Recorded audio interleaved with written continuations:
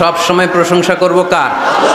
খাওয়ার সময়, ঘুমানোর সময়, মাহফিল বন্ধ করার সময়।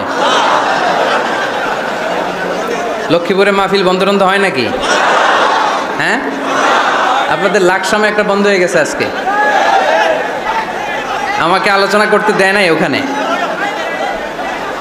তা আমি পুলিশের আইজিপি আর ডিআইজি দিয়ে ফোন দিলাম আপনাদের লাকসামের এই যে থানার ওসিকে। তো ওসি বলে, স্যার আমাদের হাতেও নাই, এটা একেবারে উপর থেকে নিষেধ।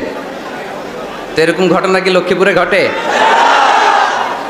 এরা দেশে অন্যায় জুলুম অত্যাচার বন্ধ করতে পারে না, এরা তাফসির মাহফিল বন্ধ করে দেয়।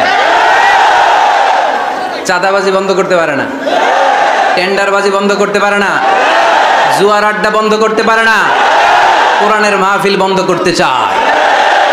এগুলো কপাল পোড়া। এগুলো কি? আলহামদুলিল্লাহ, আপনাদের লক্ষ্মীপুরে এরকম কপাল পোড়া টোড়া নাই। আল্লাহ লক্ষ্মীপুরবাসীকে তুমি কবুল করো।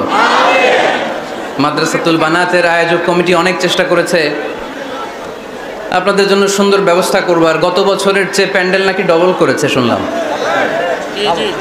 ডাবল করছে, তারপরও লোক হয় নাই, জায়গা হয় নাই। এই বছরের রমাদানে আমার প্রোগ্রাম ছিল কাতারে। তো কাতারের শাইখ বিন জায়েদ সেন্টার, ওখানকার অনেক বড় একটা কনফারেন্স হল, ওখানে বাংলাদেশ কমিউনিটির ভাইয়ের একটা প্রোগ্রাম অ্যারেঞ্জ করলো। তো বিকেলে আজকের মতো অবস্থা হয়েছে, ঢোকার সুযোগ ছিল না, টেনে হিচড়ে আমাকে ঢুকাইছে। ভিতরে ঢুইকা দেখি সর্বনাশ, মানুষের মাথা মানুষ খায়। লক্ষ্মীপুরে বলে এগুলা? হ্যাঁ, মানুষের মাথা মানুষ খায়।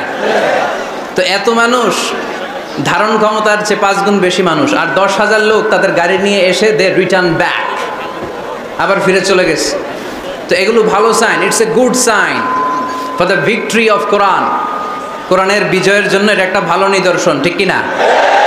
এই কোরআনের আওয়াজকে, এই বিজয়কে কোনো অপশক্তি ঠেকিয়ে রাখতে পারবে না, চিল্লায় বলেন ঠিক কিনা? এই মানুষের গণজোয়ার এটা প্রমাণ করে। আজকে বিরিয়ানি টিরানি আছে নাকি? বিরিয়ানি ছাড়া এত মানুষ? বিরিয়ানি নাই, জিলাপি নাই, খিচুড়ি নাই, সিন্নি নাই, শুধু কোরআনের প্রেমে, একটা কিতাবের প্রেমে। চিল্লায় বলেন তো কিতাবটার নাম কি? কোরআন। তো বাংলাদেশে যারা এই কোরআনের বিরোধিতা করে তাদের খেয়াল করা উচিত, they should understand the pulse of the citizen. জনগণের পালস বোঝা উচিত, যে জনগণ কি চায়, জনগণ কোনটাকে পছন্দ করে, জনগণ কোন দিকে ঝুঁকছে, এটা খেয়াল রাখার দরকার আছে না নাই? আজকের এই লক্ষ্মীপুরের বিশাল মহাসমাবেশ প্রমাণ করে কোরআনের এই ভিক্টরিকে, এই বিজয়কে কেউ থামাতে পারবে। আমরা কোরআনের সাথে থাকতে চাই, আমরা কোরআনকে বন্ধু বানাতে চাই। আমরা দুনিয়াতে যদি কোরআনকে বন্ধু বানাই, আমাদের কবরেও কোরআনকে বন্ধু বানায় দিবে কে? আল্লাহ তুমি আজকের মাহফিলকে কবুল করো। যে ভাইয়েরা, যুবক ভাইয়েরা কষ্ট করে দাঁড়িয়ে দাঁড়িয়ে ধাক্কাধাক্কি করে এই গরমের মধ্যে কথা শুনছে, আল্লাহ তাদেরকে তুমি সাইয়েদনা হামজার সাথে হাসর নসিব করে দাও। যে সমস্ত বোনেরা বিভিন্ন জায়গায় গাদাগাদি করে একসাথে বসে আজকের তাফসির মাহফিল শুনছে, তাদেরকেও তুমি ইসলামের জন্য কবুল করো। ঐতিহ্যবাহী মাদ্রাসাতুল বানাত আল ইসলামিয়া ফাজিল ডিগ্রি বিরাহিমপুর বানাত এতিমখানার উদ্যোগে আজকের এই বিশাল তাফসিরুল কোরআনের মাহফিল। আজকের এই প্রোগ্রামে কথা বলেছেন হাফেজ মাওলানা মোহাম্মদ হাবিবুর রহমান যুক্তিবাদী সাহেব, কথা বলেছেন হজরত মাওলানা নজরুল ইসলাম আশরাফি সাহেব। আসরের সালাতের পর থেকে আরও অনেক ওলামায়ে হজরত এখানে কথা বলেছেন। যারাই কোরআন থেকে কথা বলেছেন, নিঃসন্দেহে সত্য কথা বলেছেন, হক কথা বলেছেন। এই কথাগুলো যেন আমরা আমাদের জীবনে পালন করতে পারি, আল্লাহ তুমি তৌফিক দান করো। যেহেতু গ্যাদারিং খুব বেশি, আলোচনা হবে অল্প।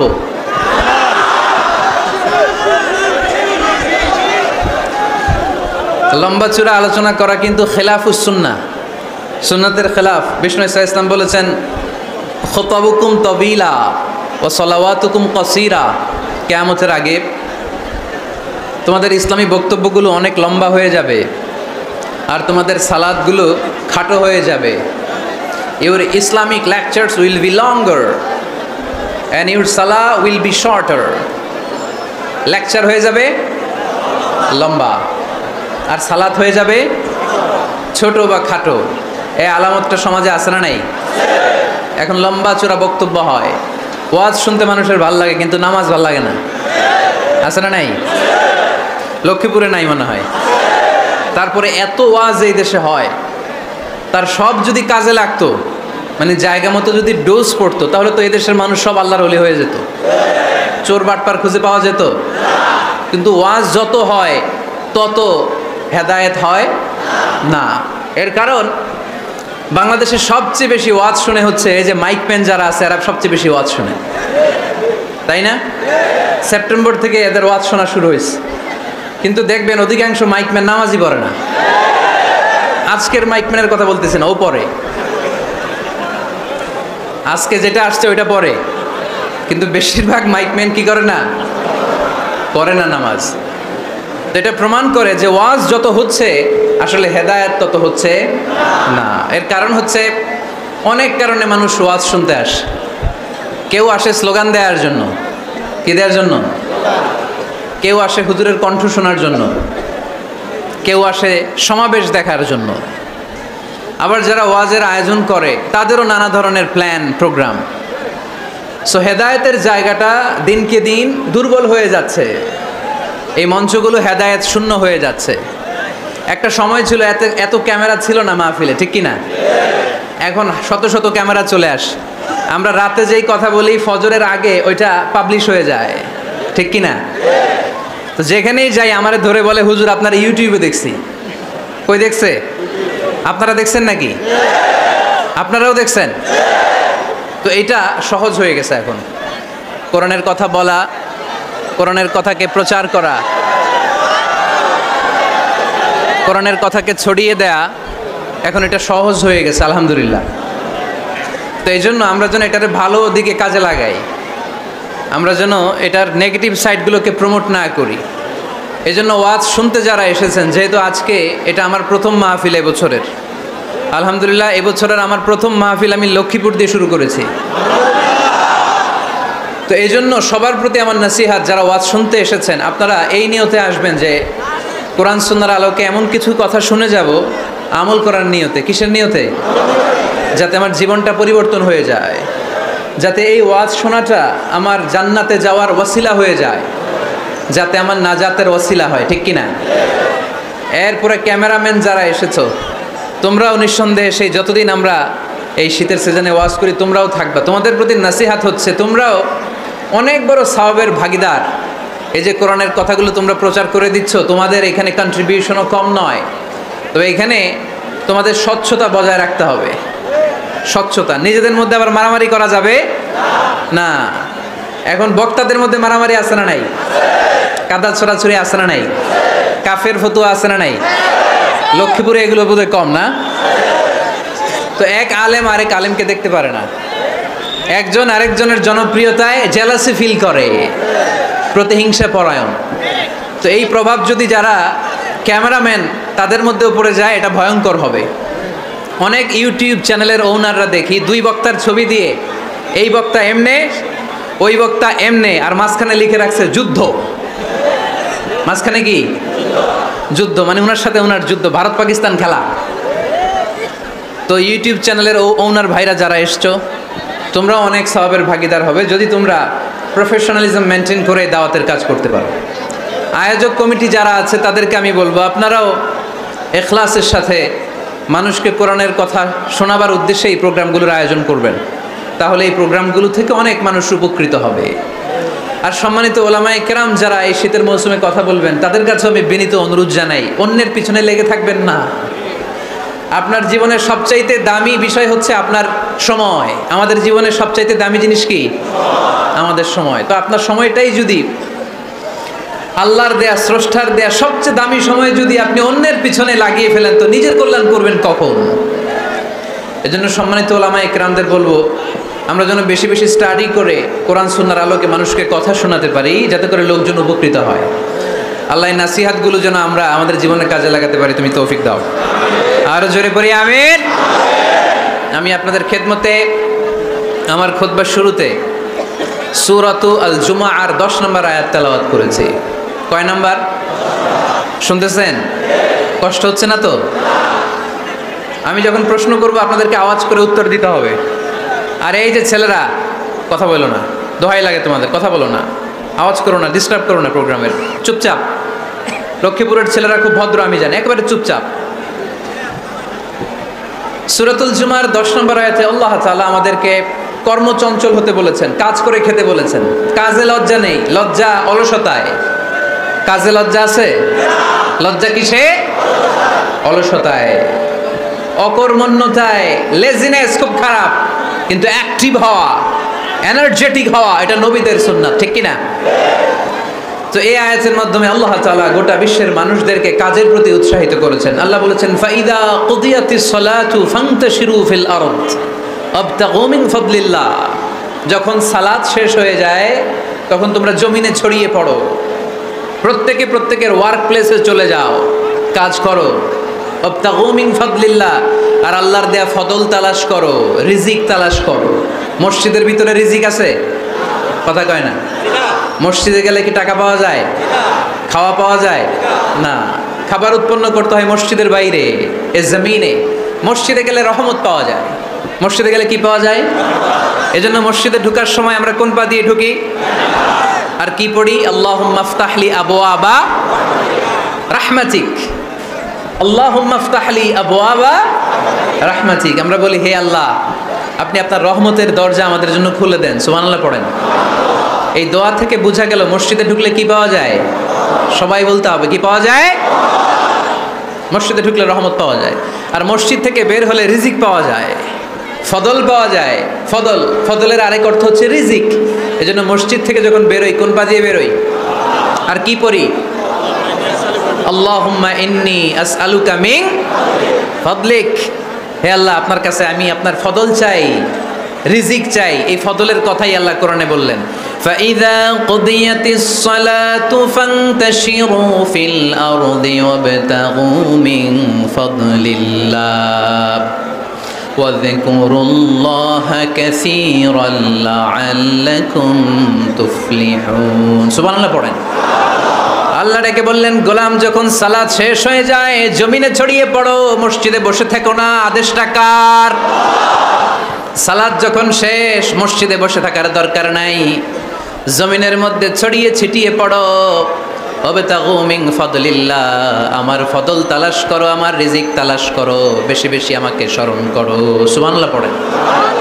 তার মানে ইসলামের বিধান হচ্ছে যখন সালাতের সময় হবে আপনি মসজিদে যাবেন, আবার সালাত শেষ আপনি আপনার কাজে চলে যাবেন। when you are done with your salah spread out to your workplace।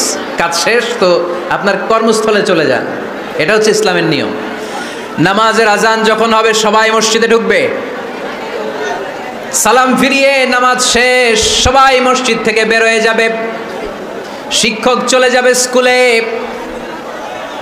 কৃষক চলে যাবে ফসলের খেতে, ব্যবসায়ীরা চলে যাবে শপিং মলে, মেম্বার অব দ্য পার্লামেন্ট চলে যাবে সংসদ ভবনে। যে যার কাজের মধ্যে সে তাড়াতাড়ি ইনভলভ হয়ে যাবে। সালাত শেষ, কাজে ঝাঁপিয়ে পড়ো। আদেশটা কার? তাহলে ইসলামে ইবাদতের অ্যাটিটিউডটা বুঝতে পারছেন? কাজের সময় কাজ, নামাজের সময় আওয়াজ করে বলেন, কাজের সময় নামাজের সময়। সুন্দর হয়েছে না বিষয়টা?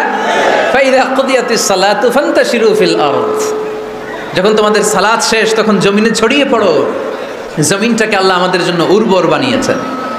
জমিনে বীজ রোপণ করে দিলেই এখানে ফসলের ব্যবস্থা করে দেয় কে? ওয়াল্লাযী জাআলা লাকুমুল আরদা যালুলান ফামশু ফি মানাকিবিহা ওয়া কুলু মির রিজকি ওয়া ইলাইহিন নুশুর। তিনি তো এমন সত্তা যিনি তোমাদের জন্য জমিনটারে ফ্ল্যাট বানিয়ে দিয়েছেন, সমতল বানিয়ে দিয়েছেন।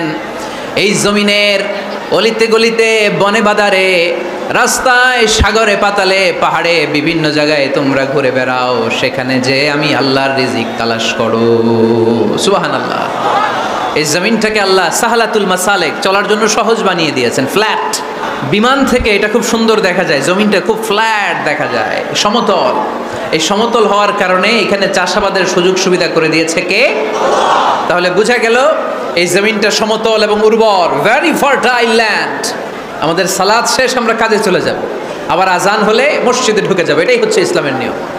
সাইয়েদনা ওমর ফারুক যখন মসজিদে নববীর ইমাম, তিনি ইয়ামান দেশের কিছু লোকদের সাথে সাক্ষাৎ করলেন। কোন দেশের? ইয়ামান, যুদ্ধ বিধ্বস্ত একটা দেশ এখন। প্রাচীন নগরী হাদ্রামাউত বা আলাবাক, এই ইয়ামান দেশের কিছু লোকের সাথে তিনি সাক্ষাৎ করলেন। তারা গোল হয়ে বসে থাকে, নামাজের পরে যায় না, বসে বসে সুবহানাল্লাহ পড়ে, আলহামদুলিল্লাহ পড়ে জিকির করে। ওমরে ফারুক ভাবলেন দেখি পরের ওয়াক্তে কি হয়। উনি আসরের নামাজে ইমামতি করতে আসলেন, এসে দেখলেন ইয়ামানের লোকেরা মসজিদের বারান্দায় আশেপাশে বসে আছে, সবাই যায়, এরা যায় না। মাগরিবের সালাতে উনি ইমামতি করতে আসলেন, ওমরে ফারুক নামাজ শেষ করে দেখলেন সবাই চলে যায়, কিন্তু ইয়ামানের লোকগুলো যায় না। এশার সালাত পর্যন্ত তিনি ওয়েট করলেন। এশার নামাজ পড়ে চলে যাওয়ার সময় ওমরে ফারুক দেখলেন সবাই নামাজ পড়ে কাজে চলে যায়, কিন্তু ইয়ামান দেশের লোকগুলো যায় না। ওমরে ফারুক বললেন মা বালুকুম মা খাতবুকুম, ঘটনা কি, কি হয়েছে তোমাদের? সবাই নামাজ পড়ে চলে যায়, কাজে যায়, তোমরা যাও না কেন? এখানে কি করো? ইয়ামানিরা বলতে শুরু করলো নাহনু আল মুতাওয়াক্কিলুনা আলাল্লাহ, আমরা এখানে আল্লাহর উপর তাওয়াক্কুল করে বসে আছি। ওমরে ফারুক অবাক হলেন, আনতুম আল মুতাওয়াক্কিলুনা ফিল্লাহ, তোমরা আল্লাহর উপর তাওয়াক্কুল করে বসে আছো? তো এই যে সারাটা দিন ঘাপটি মেরে এখানে বসে থাকলে তোমাদের খাবার আসে কোত্থেকে? উপার্জন হয় কি করে? ইনকাম আসে কোত্থেকে? রুজি রুটি হয় কোত্থেকে? ইয়ামানি লোকগুলো বললো আমরা এখানে বসে বসে জিকির করি, তেলাওয়াত করি, বুজুর্গের মতো বসে থাকি, আমাদের বুজুর্গিয়া জিকির দেখে আশেপাশের লোকেরা এসে আমাদেরকে খাবার দিয়ে যায়। ওমরে ফারুক বললেন সর্বনাশ, তাইলে তো তোমরা আল মুতাওয়াক্কিলুনা ফিল্লাহ নও, তোমরা হচ্ছে আল মুতাওয়াক্কিলুনা আলা বা'দিকুম বা'দা, একে অপরের উপর নির্ভরশীল। যারা প্লেটে করে খাবার নিয়ে আসে তোমরা তাদের উপর তাওয়াক্কুল করছো, কারণ তারা যদি প্লেট ভরে খাবার নিয়ে আসে তোমাদের পেটে কোনো দানা পানি পড়বে না। তোমরা আল্লাহর উপর মুতাওয়াক্কিলুনা আলাল্লাহ নও, তোমাদের সাধ্যের সবটুকু করার পরে তারপরে তোমরা তাওয়াক্কুল করবে। কি সুন্দর ইসলাম! এক সাহাবী বললেন ইয়া রাসূলুল্লাহ, আমি ওটে চড়ে এসেছি, তো আপনি তো আমাদেরকে তাওয়াক্কুলের ওয়াজ করেছেন, আমি ওটের রশিটা গাছের মধ্যে না বেঁধে যদি শুয়ে থাকে আল্লাহর উপর তাওয়াক্কুল করি, ওটটা থাকবে না? বিশ্বনবী বললেন না, তোমার ওট থাকবে না, আগে রশি দিয়ে ওটটা বাঁধো, ইআকিলহা সুম্মা তাওয়াক্কাল আলাল্লাহ, আগে টাইট করে রশি দিয়ে গাছের সাথে ওটের রশিটা বাঁধো, এরপর আল্লাহর উপর তাওয়াক্কুল করো। এটার নাম তাওয়াক্কুল। চিল্লায় বলেন ঠিক কি না? আপনার পার্টটা আপনার করতে হবে, আপনার যে রোল, এই রোলটা প্লে করতে হবে। আপনার সর্বোচ্চটুকু করার পরে আমরা তাওয়াক্কুল করি একজনের উপর। চিল্লায় বলেন তিনি কে? ওমরে ফারুক বললেন তোমরা মুতাওয়াক্কিলুনা আলাল্লাহ নাও, তোমরা বের হয়ে যাও, খবরদার এরপরে কোনো দিন তোমাদেরকে যেন এই মসজিদের মধ্যে ঘাপটি মেরে গোল হয়ে বসে থাকতে না দেখা যায়। কারণ ফাইদা কুদিয়াতিস সালাতু ফান্তাশিরু ফিল আরদ ওয়াবতাগু মিন ফাদলিল্লাহ, ইসলামের বিধান হচ্ছে যখন নামাজ শেষ মসজিদে বসে থাকা যাবে? চিল্লায় বলেন বসে থাকা যাবে? যাবে না। সর্বোচ্চটুকু করে তারপরে আপনাকে বের হয়ে যেতে হবে। প্রতিদিন সকালবেলা পাখির বাসা থেকে দেখবেন পাখিগুলো খালি পেটে বের হয়ে যায়। আপনাদের এই এলাকায় পাখির বাসা আছে? কি পাখির বাসা আছে? হ্যাঁ, সব পাখি আছে। তো সকালবেলা দেখবেন পাখির বাসা থেকে পাখিগুলো খালি পেটে বের হয়ে যায়। বিকেল বেলায় পাখিগুলোর ওদর পূর্তি করে, পেট ভর্তি করে আবার পাখির নিড়ে ফিরিয়ে দেয় কে? কারণ পাখিগুলো তাওয়াক্কুল করেছে কার উপর? পাখিগুলো তাওয়াক্কুল করে যদি পাখির নিড়েই বসে থাকতো ওদের পেটে খাবার আসতো? কথা বলেন। বিশ্বনবী এটাই বললেন তাকদু খিমাসান ওয়া তারুহু বিতানান, তোমরা যদি পাখির মতো তাওয়াক্কুল করো, মানে আল্লাহর উপর তাওয়াক্কুল করে জমিনে বের হয়ে যাও, তোমাদেরও রিজিকের দায়িত্ব নিয়ে নিবে কে? সকালবেলা প্রতিটা পাখি না খেয়ে বের হয়ে যায়, একটা পাখির পেটের ভেতরে কোনো দানা পানি নাই, কিন্তু আল্লাহর উপর তাওয়াক্কুল করে পাখিগুলো যখন বের হয়ে যায় বিকেলবেলা পেট ভর্তি করে ওদর ভর্তি করে আবার পাখির নিরে পাখিগুলোরে ফিরিয়ে দেয় কে? পাখিগুলোকে আমাদের মতো খাবার জমা করে রাখতে পারে? আমরা তো 7 দিনের বাজার একবারে করে ফ্রিজে রাখি। পাখিদের ফ্রিজ আছে না? আছে। আমাদের অতিরিক্ত টাকা হলে আমরা ব্যাংকে ব্যালেন্স করে রাখতে পারি, অ্যাকাউন্ট করে রাখতে পারি। পাখিরাও তো অ্যাকাউন্ট করে রাখে না? না, প্রতিদিন না খেয়ে বের হয়। কালকে ওই পাখিটা কি খাবে, কোন জায়গা থেকে তার রিজিকের ব্যবস্থা হবে আল্লাহ ছাড়া কেউ জানে। এটার নাম তাওয়াক্কুল। এটার নাম কি? আমাদের সাধ্যের, আমাদের ক্যাপাসিটি, আমাদের ক্যাপাবিলিটির সবটুকু করে আমরা তাওয়াক্কুল করি একজনের উপর। চিল্লায় বলেন তিনি কে? এজন্য ইসলাম আমাদেরকে শিখায় সালাত যখন শেষ বের হয়ে যাও, কাজে নেমে পড়ো। কাজে কোনো লজ্জা নাই, পরিশ্রমে কোনো লজ্জা আছে? যিনি রিক্সা চালায় এতে তার কোনো লজ্জা আছে? দিনমজুর, কুলি, ঠেলা গাড়ি চালায়, ছোট্ট ব্যবসা করে, এতে কোনো লজ্জা আছে? লজ্জা নাই। খেয়াল রাখবেন, লজ্জা হচ্ছে অলসতায়। লজ্জা কিসে? বিষ্ণু ঈসা ইসলাম বলেছেন, মা আকালা আহাদুন তুআমান কাত্তু খায়রুম মিন আইয়াকুলা মিন আমালি ইয়াদি। নিজ হাতে উপার্জিত খাবারের চেয়ে, অর্থের চেয়ে শ্রেষ্ঠ খাবার পৃথিবীর কোনো মানুষ কোনোদিন ভক্ষণ করে নাই। চিল্লায় এখন সুবহানাল্লাহ। শ্রেষ্ঠতম খাবার নিজ হাতে উপার্জিত খাবার। ঘাম জড়িয়ে যে অর্থ উপার্জন করা হয়, যে ইনকাম করা হয়, এটা হালাল। আর হালাল খেয়ে দোয়া করলে কবুল করে কে? এজন্য খেটে খাওয়া মানুষ, শ্রমজীবী মানুষ আর মেহনতি মানুষদেরকে বিশ্বনবী খুব ভালোবাসতেন। তারা বিশ্বনবীর বন্ধু আর বিশ্বনবী ছিল তাদের বন্ধু। সুবহানাল্লাহ পড়েন। এত ভালোবাসতেন বিশ্বনবী খেটে খাওয়ার মেহনতি মানুষদেরকে। সব সময় বিষ্ণু ইসলাম তাদের জন্য দোয়া করতেন। এই জন্য যারা খেটে খায় তারা কপালওয়ালা, তারা মুস্তাজাবুদ দাওয়া। তারা কি? মুস্তাজাবুদ দাওয়া মানে এমন ব্যক্তি যে ব্যক্তি দোয়া করতে দেরি হয় কিন্তু দোয়া কবুল হতে দেরি হয় না। আপনারা এখানে ব্যবসা করেন কে কে? দেখি তো, হাত তুলেন তো। ব্যবসা, মাশাআল্লাহ, অনেক ব্যবসায়ী আছে তো দেখি। আচ্ছা, হাত নামান। চাকরি করেন কে কে? চাকরি, চাকরিও তো অনেক করে দেখি, হাত নামান। প্রবাসী, ছুটিতে দেশে আসছেন? হুজুর আমি আছি। কই আপনি? দেখতে আসছেন? মাশাআল্লাহ। কোন দেশে থাকেন? সৌদি আরব। আলহামদুলিল্লাহ। সৌদিতে ভাল লাগে নাকি সৌদি স্বপ্নের দেশ, খাটতে খাটতে জীবন শেষ? ইনশাআল্লাহ। আচ্ছা, ইউনিভার্সিটির স্টুডেন্ট আছো কারা কারা দেখি? মাশাআল্লাহ, হাত নামাও। ক্লাস 5 থেকে ইন্টারমিডিয়েট পর্যন্ত পড়াশোনা করতেছো অথবা দাখিল আলিম পর্যন্ত, কারা কারা দেখি? মাশাআল্লাহ, হাত নামাও, হাত নামাও। একবারও যারা হাত তোলেন না এবার তারা হাত তোলেন। আপনারা কি করেন? হ্যাঁ, বেকার।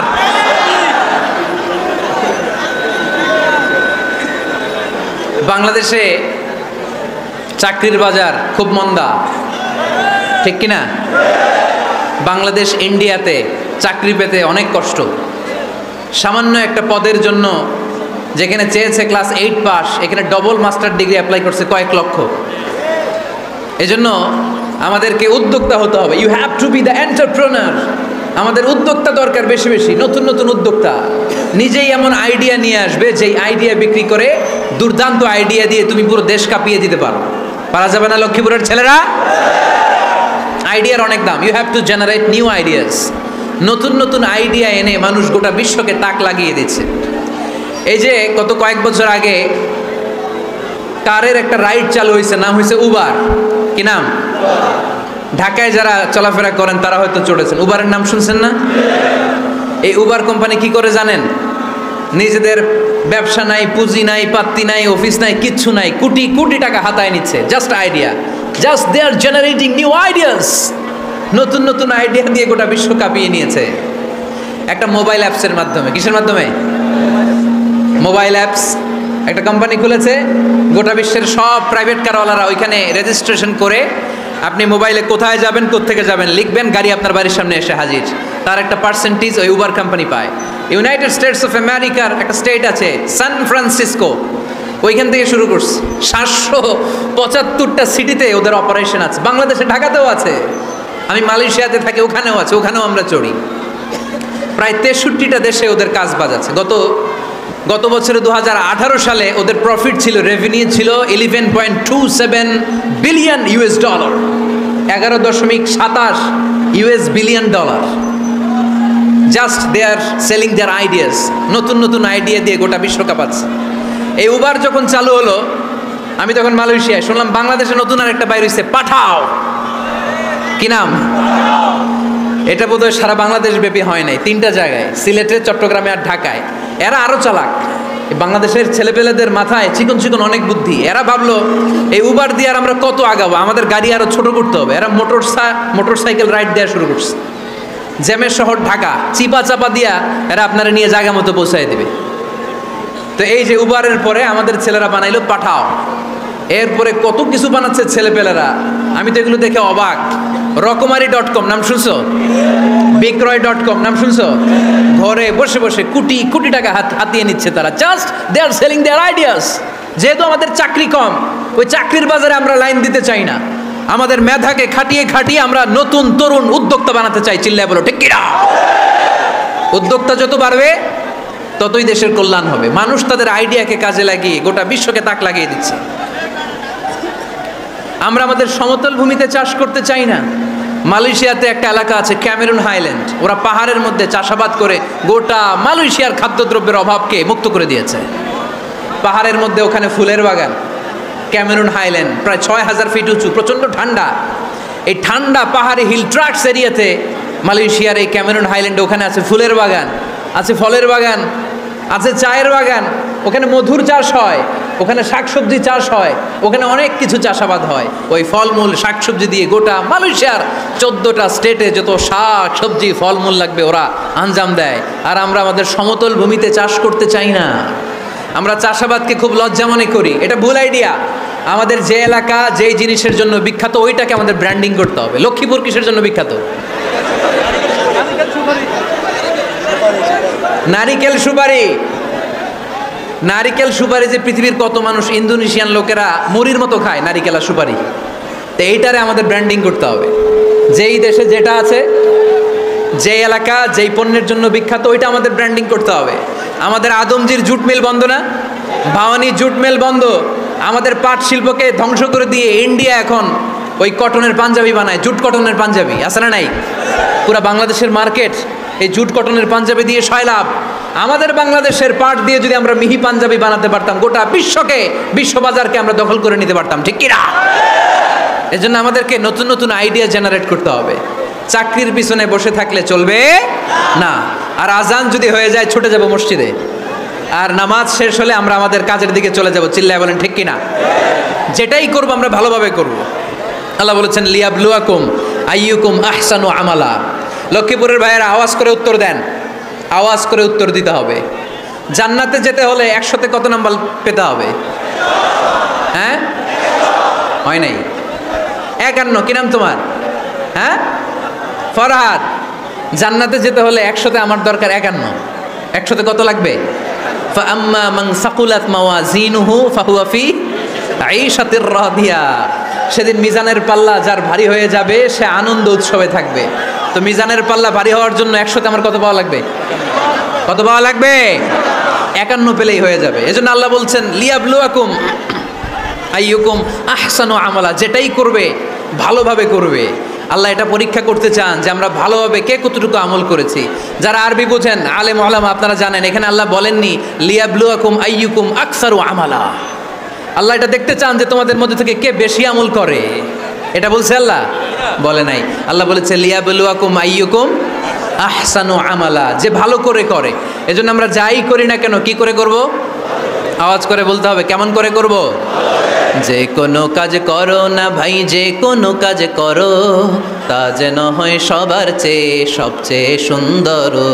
পড়েন, যে কোনো কাজ করো না ভাই, যে কোনো কাজ করো, তা যেন হয় সবার চেয়ে সবচেয়ে সুন্দর। পড়েন, যে কোনো কাজ করো না ভাই, যে কোনো কাজ করো, তা যেন হয় সবার চেয়ে সবচেয়ে সুন্দর।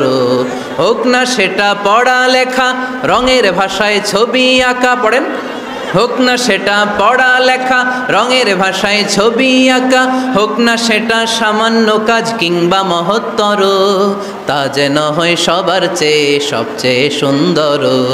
যে কোনো কাজ করো না ভাই, যে কোনো কাজ করো, তা যেন হয় সবার চেয়ে সবচেয়ে সুন্দর। চিৎকার করে বলেন ঠিক কিনা? আমরা যেটাই করি না কেন এটা ভালো করে করার দরকার আছে না নাই? এজন্য কাজে আর শ্রমে কোনো লজ্জা নাই। লজ্জা হচ্ছে অলসতায়। লজ্জা কিসে? অলসতায়। বিষ্ণু ইসা ইসলামের কাছে এক সাহাবী এসে বলল, ইয়া রাসূলুল্লাহ আ'তিনি শাইআন, আপনি আমাকে কিছু দান করেন, আমার কিছুই নাই। বিষ্ণু বললেন, তোমার কিছু নাই? সাহাবী বললেন, ইয়া রাসূলুল্লাহ ঘরে আমার শুধু 2টি জিনিস আছে। কয়টা? চিল্লায় বলেন কয়টা? এক হচ্ছে একটা জামা, 2 হচ্ছে পানি খাওয়ার একটা জগ। বিষ্ণু বললেন, এই 2টাই নিয়ে আসো। বিশ্বনবীর কথা শুনে ওই সাহাবী ঘর থেকে জামা নিয়ে আসলেন, পানি খাওয়ার জগ নিয়ে আসলেন। বিশ্বনবী সাল্লাল্লাহু আলাইহি ওয়াসাল্লাম ওনার মোবারক হাত দিয়ে এক হাতে জামা ধরে আরেক হাতে পানির জগটা ধরে সাহাবীদের দিকে উদ্দেশ্য করে বললেন, মাইয়াশতারি হাদাইন, এই দুইটা জিনিস কেনার মতো কে কে আছে দেখি। কয়েকজন হাত তুলল। বিশ্বনবী বললেন, কত দিয়ে কিনবা? এক সাহাবী বলে, ইন্নী আশতারি হিমা বিদিরহাম, ও নবী যদিও এগুলো আমার দরকার নাই, কিন্তু আপনি যেহেতু নিলামে ডাক তুলেছেন, ইয়া রাসূলুল্লাহ ইয়া হাবিবাল্লাহ, আপনার সম্মানে আমি 1 দিরহাম দিয়ে দুইটা জিনিস কিনে নেব। 1 দিরহাম, একটা জামা, একটা পানি খাওয়ার জগ, দাম কত? 1 দিরহাম। বিশ্বনবী বললেন, না না, 1 দিরহাম তো অনেক কম হয়ে যায়, মাইয়াজিদু আলা যালিক, এর চেয়ে বেশি দামে কে কিনবা? আরেক সাহাবী হাত তুলে বলতে লাগলো, ইয়া রাসূলুল্লাহ ইয়া হাবিবাল্লাহ ওয়া ইন্নী আশতারি হিমা বিদিরহামাইন, আমি এই জামাটার পানি খাওয়ার জগটা 1 দিরহাম নয় 2 দিরহামের বিনিময়ে কিনতে চাই। বিষ্ণু ইসা ইসলাম ওই সাহাবাকে দিয়ে দিলেন। দিয়ে 2 দিরহাম নিয়ে যে লোকটা ভিক্ষা করতে এসেছিল তার হাতে 2 দিরহাম দিয়ে বললেন, যাও 1 দিরহাম দিয়ে ঘরে খাবার কিনে দিয়ে আসো, আরেক দিরহাম দিয়ে একটা কুঠার কিনে নিয়ে আসো। শুনতেছেন? কি কিনে নিয়ে আসো? কুঠার দিয়ে কি করে? গাছ কাটে। ওই সাহাবী কুঠার কিনে নিয়ে আসার পরে বিশ্বনবী নিজ হাতে কুঠারের মধ্যে একটা কাঠের হাতল লাগাই দিলেন। আল্লাহু আকবার। হাতল ছাড়া কুঠার ইউজ করা যাবে? বিশ্বনবী নিজ হাতে ওই কুঠারের ভেতরে একটা হাতল লাগাই দিলেন আর বললেন, লা উরিদু আন আরাকা 15 আইয়াম, এই কুঠার নিয়ে জঙ্গলে যাও, গায়ে অনেক শক্তি আছে, কাঠ কাটো, এই কাঠ কেটে বাজারে বিক্রি করো, সামনের 15 দিন যেন আমি আমার চোখের সামনে তোমার না দেখি। বিশ্বনবীর পরামর্শ অনুযায়ী কুঠার নিয়ে ওই সাহাবী জঙ্গলে চলে গেলেন। কাঠ কেটে বাজারে বিক্রি করতে করতে 15 দিন পরে 10 দিরহাম নিয়ে বিশ্বনবীর দরবারে হাজির হয়ে গেলেন। 10 দিরহাম নিয়ে বিশ্বনবীর কাছে হাজির হয়ে গেলেন। সাহাবী এসে বলল, ইয়া রাসূলুল্লাহ, এখন আর আমার ভিক্ষা করা লাগে না, আমার গায়ে অনেক শক্তি আল্লাহ দিয়েছে, আই এম ভেরি এনার্জেটিক, আপনার দেয়া বরকতের কুঠার দিয়ে আমি কাঠ কেটে কেটে স্বাবলম্বী হতে শুরু করেছি। সুবহানাল্লাহ পড়েন। আমি এখন 10 দিরহামের মালিক। বিশ্বনবী বললেন, লা আইয়াহতাতিবা আহাদুকুম হুজমাতান আলা যাহরিহি খায়রুম মিন আইয়াসআলা শাইআন ফায়ু'তিয়াহু আও ইয়ামনাহু, যাদের গায়ে শক্তি আছে তারা ভিক্ষা না করে কাঠ কেটে পিঠে সেই বোঝা নিয়ে বাজারে বিক্রি করা অনেক ভালো, কারণ কারো কাছে যদি তুমি হাত পাতো সে দিতেও পারে নাও দিতে পারে, আর কষ্ট করলে কষ্ট কোনোদিন বৃথা যায় না। চিল্লায় বলেন ঠিক কিনা? বিষ্ণু ইসা ইসলামের অনুপ্রেরণায় এই সাহাবা অল্প কিছুদিনের ব্যবধানে স্বাবলম্বী হয়ে গেলেন। What is the moral of the story? বিশ্বনবীর এই প্রফেটিক স্টোরি থেকে আমাদের কি শিক্ষা? লেসন নাম্বার 1, বিশ্বনবী চাইলেই ওই 2 দিরহাম দিয়ে বলতে পারতো, যাও খাবার দাবার কিনে ফ্যামিলিতে দিয়ে আসো। সে ওই 2 দিরহাম নিয়ে খাবার দাবার কিনে ফ্যামিলিকে খাইয়ে রাত্রে আবার ভিক্ষায় নামতো। কথা কন? রাত্রে কি করতো? ভিক্ষায় নামতো। বিষ্ণু ইসা ইসলাম তাকে কাজ করে খাওয়ার জন্য উৎসাহ দিলেন। পাশাপাশি বিষ্ণু ইসা ইসলাম পার্মানেন্ট সলিউশন দিলেন। এজন্য পার্মানেন্ট সলিউশনের ব্যবস্থা করতে হবে। অনেকে আমরা জাকাত দেই, জাকাতের শাড়ি দেই, জাকাতের লুঙ্গি দেই, আছে না নাই? লক্ষ্মীপুরে এরকম দেয় নাকি? কি দেয়? হ্যাঁ, গাড়ি, 10 টাকা দেয়। গাড়ি দেয়, শাড়ি না। জাকাতের শাড়ি, জাকাতের লুঙ্গি বলতে কোনো কথা ইসলামে নাই। এগুলো খুব কম দামি শাড়ি, যাদেরকে এগুলো দেওয়া হয় তাদেরকে অপমান করা হয়, ঠিক কি না?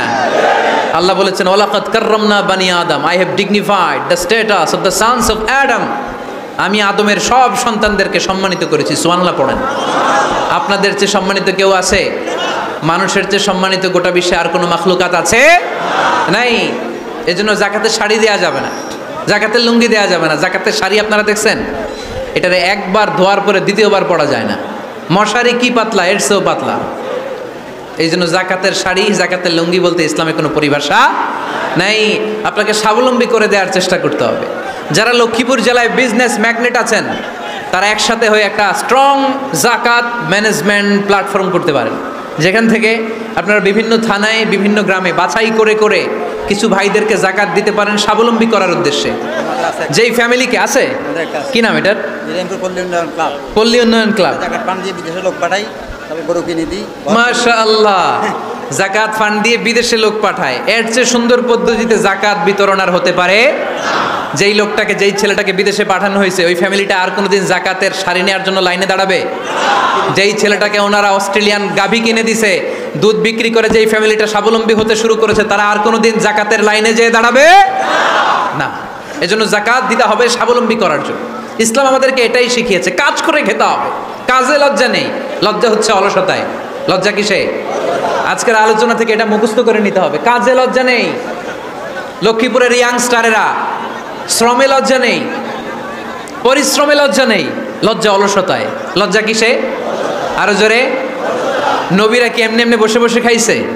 কঠিন পরিস্থিতিতেও নবীরা পরিশ্রম করে উপার্জন করা লেগেছে, ঠিক কিনা? সাইয়েদনা মারিয়াম আলাইহিস সালাম, যার নামে আল্লাহ তাআলা কোরআনে একটা সূরা দিলেন, উনি পৃথিবীতে এমন একজন মহিয়সী নারী, যেই নারীর গর্ভে, যেই নারীর পেটের ভেতরে স্বামীর স্পর্শ ছাড়া সন্তান দিয়েছে কে? সাইয়েদনা ঈসা আলাইহিস সালাম পেটে আসলেন। মারিয়াম আলাইহিস সালাম লজ্জা পেলেন। হায় হায়, কেমন করে এলাকাবাসীদের কাছে আমি আমার মুখ দেখাবো? বিয়ে করি নাই, স্বামী নাই, বিয়ে হয় নাই, স্বামী নাই, কিন্তু পেটে সন্তান চলে এসেছে। হায় হায়, এলাকায় কেমনে মুখ দেখাবো? লজ্জায় পড়ে মারিয়াম আলাইহিস সালাম এলাকা থেকে চলে গেলেন। কি অবাক করা কাণ্ড!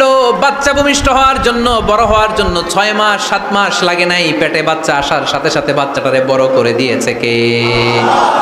সাইয়্যিদাতুনা মারিয়াম আলাইহিস সালাম এবার বসে পড়লেন, বুঝতে আরম্ভ করলেন প্রেগন্যান্সির পেইন উঠেছে। হঠাৎ করে পেট থেকে বাচ্চা ভূমিষ্ঠ হয়ে যাওয়ার পরে উনি কাঁপতে আরম্ভ করলেন। ক্ষুধার চোটে খাবার কিছু নাই, সামনে ঝর্ণা, উপরে একটা খেজুর গাছ। সাইয়েদনা ঈসা আলাইহিস সালামকে কোলে নিয়ে মারিয়াম আলাইহিস সালাম মনে মনে ভাবে, হায় রে, কেউ যদি একটু খেজুর পেড়ে দিত, এই ক্ষুধার মুহূর্তে আমি খেজুর খেয়ে পেটের ক্ষুধা নিবারণ করতাম। রব্বুল আলামিন মারিয়ামকে উদ্দেশ্য করে আয়াত নাজিল করে দিলেন, ওয়া হুজ্জি ইলাইকি বিজিযিন নাখলাতি তুসাকিত আলাইকি রতবান জানিয়া। কোরআন সাক্ষী, হুজ্জি ইলাইকি বিজিযিন নাখলা, এর মানে হচ্ছে মারিয়াম কেউ পেড়ে দিবে না, একটু কষ্ট করে হাতটা উঁচু করে খেজুরের ডালা ধরে ঝাঁকুনি মারো, টসটসে কাঁচা পাকা খেজুর নিচের দিকে পড়বে, তারপর তুমি তুলে খাবে। সুবহানাল্লাহ পড়ে। আল্লাহ চাইলে অটোমেটিক্যালি কারামাত হিসেবে খেজুরগুলো নিচে ফেলতে পারতেন না? কথা কোন? খেজুরগুলো অটোমেটিক্যালি নিচের দিকে পড়ছে? পড়ে নাই। আল্লাহ শিক্ষা দিয়েছে, যেই পরিস্থিতিতে থাকো না কেন, তোমাকে শ্রম ব্যয় করে, কষ্ট করে তোমার উপার্জন করতে হবে, রিজিকের বন্দোবস্ত করতে হবে। চিল্লায় বলেন ঠিক কিনা? ইসলাম আমাদেরকে এটাই শিখিয়েছে, কাজে লজ্জা নাই। আবার বিশ্বনবী বললেন, ইন খামাতিস সাআব ওয়া ফি ইয়াদি আহাদিকুম ফাসিলাতুন, তোমাদের কারো হাতে যদি একটা চারা বীজ থাকে, সে যদি দেখে কিয়ামত হতে শুরু করেছে, ফাইন ইসতাতাআ আন ইয়াগরিসাহা ক্বাবলা আন তাকুমাস সাআ ফালইয়াগরিসহা, কারো হাতে একটা চারা বীজ নিয়ত করেছে, চারা বীজটা রোপণ করবে, ইন দ্য মিন টাইম দেখলো কিয়ামত হতে শুরু করেছে, বিশ্বনবী বললেন, যদি তোমার সুযোগ থাকে কিয়ামত হওয়ার আগে চারা বীজটা রোপণ করে দাও। কথা বুঝতে পেরেছেন? আপনার হাতে একটা চারা বীজ, আপনি প্ল্যান করেছেন এই চারা বীজটা রোপণ করবেন, ইন দ্য মিন টাইম দেখলেন কি হওয়া শুরু হয়েছে? ইদা জুলজিলাতিল আরদু জিলজালাহা, দ্য বিগেস্ট আর্থকোয়েক, ভূমিকম্প শুরু হয়েছে, কিয়ামত হয়ে যাবে। বিশ্বনবী বললেন, কিয়ামত হইতেছে ওদিকে, আর তোমার হাতে যদি চারা বীজ থাকে, দেরি করো না, কিয়ামত তোমার কাছ পর্যন্ত আসার আগে সুযোগ পেলে চারা বীজটা রোপণ করে দাও। ইসলাম শিখিয়েছে শেষ নিঃশ্বাস পর্যন্ত তোমাকে লড়ে যেতে হবে। এই পৃথিবীতে কেউ কাউকে জায়গা করে দেয় না, জায়গা করে নিতে হয়। এই পৃথিবীটা, the life is not a bed of roses, এটা ফুল বিছানো কোনো ফুলসজ্জা নয়, এটা কণ্টকাকীর্ণ। কেউ আপনার স্পেস করে দিবে না, কেউ আপনাকে সুযোগ করে দিবে না, কেউ আপনার জায়গা করে দিবে না, বরং আপনি জায়গা করে নিলে টাইনা নিচে নামাবে। কথা বলেন? এজন্য কখনো অলসতাকে স্থান দেয়া যাবে। রসুল বাত্তালি দুঃখানু শয়তান, অলস মস্তিষ্ক শয়তানের আড্ডা। অলস যদি কেউ থাকে, এটাতে টেনে বেঁধে কাজে নামাবেন, পারা যাবে? আলহামদুলিল্লাহ, লক্ষ্মীপুরে এরকম অলস ছেলে পেলে নাই, আছে। আমরা আজকে অলসতাকে নো বলে যাবো এই মাহফিল থেকে। অলসতাকে আমরা কি বলবো? আওয়াজ করে বলতে হবে, অলসতাকে কি বলবো আমরা? মুমিনের জীবনে কোনো অলসতা নাই। অলস হয় মুনাফিকরা। অলস হয় কারা? চিল্লায় বলতে হবে।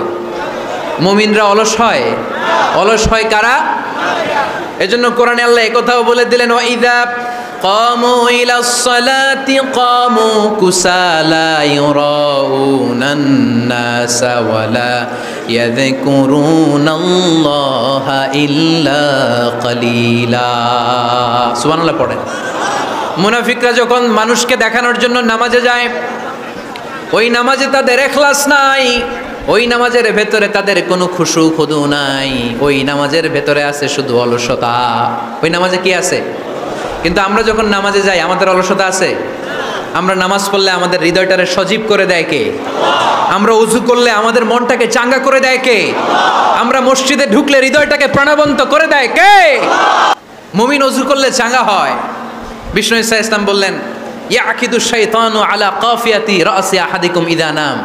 খেয়াল করে শুনবেন লক্ষ্মীপুরের ভাইয়েরা, চমৎকার একটা হাদিস। আমরা যখন ঘুমোতে যাই, শয়তান আমাদের প্রত্যেকের মাথার পিছনে 3টা অলসতার গিট মারে। কয়টা? আওয়াজ করে বলেন। 3টা অলসতার গিট মারে। ইয়াকিদু শাইতানু আলা কাফিয়াতি রাসি আহাদিকুম সালাসা উকাব। 3টা গিট মারে যখন আমরা ঘুমোতে যাই।